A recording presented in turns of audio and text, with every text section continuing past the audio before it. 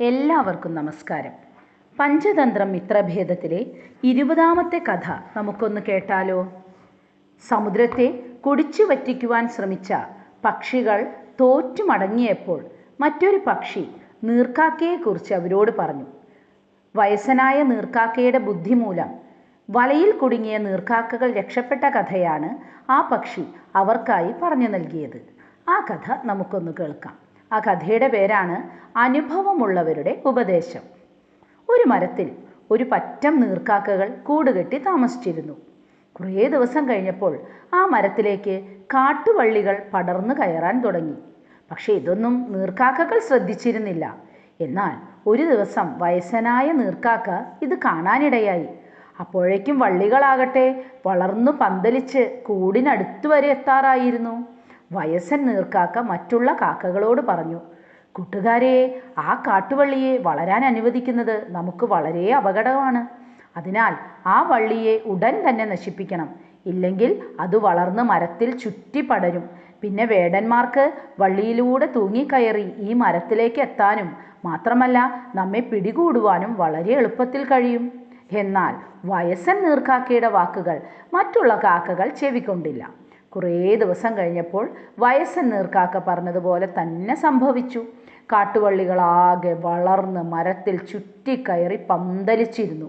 ആ സമയത്ത് ഒരു ദിവസം നീർക്കാക്കകൾ പുറത്തുപോയ സമയത്ത് ഒരു വേടൻ അവിടെ ബലമുള്ള ഒരു കാട്ടുവള്ളിയിൽ പിടിച്ച് മരത്തിൽ കയറി. എന്നിട്ട് നീർക്കാക്കകളുടെ കൂടുകളിൽ കെണിവെച്ചു.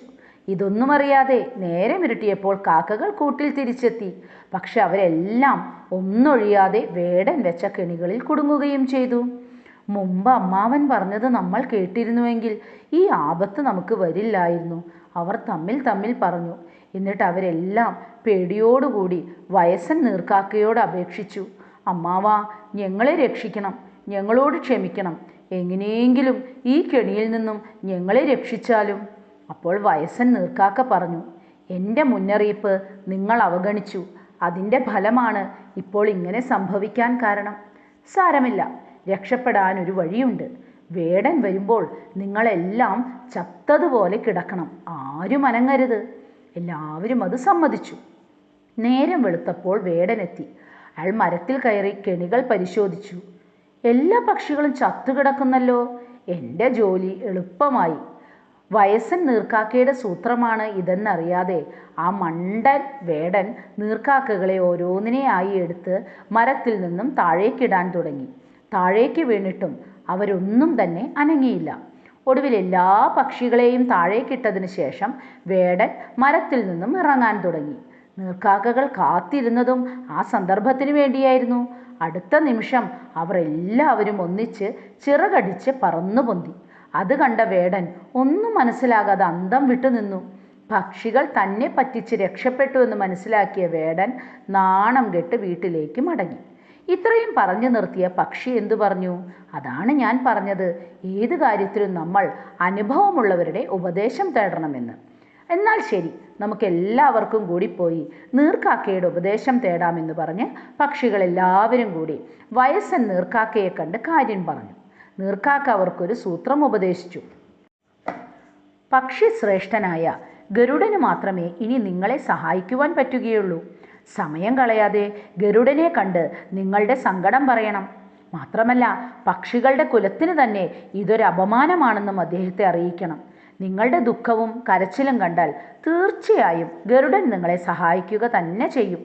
നീർക്കാക്കയുടെ ഉപദേശം കേട്ട് പക്ഷികളെല്ലാം ഗരുഡനെ മുഖം കാണിച്ചു. ദേവന്മാരും അസുരന്മാരും തമ്മിലുള്ള യുദ്ധത്തിൽ മഹാവിഷ്ണുവിനോടൊപ്പം പോകാൻ തയ്യാറെടുത്തിരിക്കുകയായിരുന്നു ഗരുഡൻ. അപ്പോൾ പക്ഷികൾ പറഞ്ഞു, പ്രഭോ, അങ്ങ് ദയവായി ഞങ്ങളെ രക്ഷിച്ചാലും.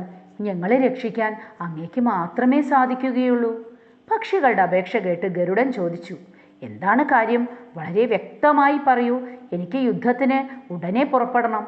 ഉടനെ ഒരു പക്ഷി ഗരുഡനെ താണു വണങ്ങിക്കൊണ്ട് പറഞ്ഞു, പ്രഭോ, മഹാ അഹങ്കാരിയായ സമുദ്രം പാവം കുളക്കോഴിയുടെ മുട്ടകളെല്ലാം തട്ടിയെടുത്തു. അവൻ്റെ ശക്തമായ തിരമാലകളെ എതിർക്കുവാനുള്ള ശക്തി ഞങ്ങൾക്കില്ല. ഇതിനു പകരം ചോദിക്കുവാനുള്ള ശക്തി ദുർബലരായ ഞങ്ങൾക്കില്ല. ശക്തന്മാർ കാണുകെ ദുർബലന്മാർ ഭക്ഷണം പോലും കഴിക്കരുതെന്നാണല്ലോ. അതെന്തുകൊണ്ടാണ് അങ്ങനെ പറയുന്നത്? ഗരുഡൻ ചോദിച്ചു. ശക്തനായ ശത്രു കാൺകെ ഭക്ഷണം കഴിച്ച മുട്ടനാടിൻ്റെ കഥ അങ്ങ് കേട്ടിട്ടില്ലേ? പക്ഷി ചോദിച്ചു. ഇല്ലല്ലോ, അങ്ങനെയൊരു കഥ ഞാൻ കേട്ടിട്ടില്ല, ഗരുഡൻ പറഞ്ഞു. എന്നാൽ കേട്ടോളൂ.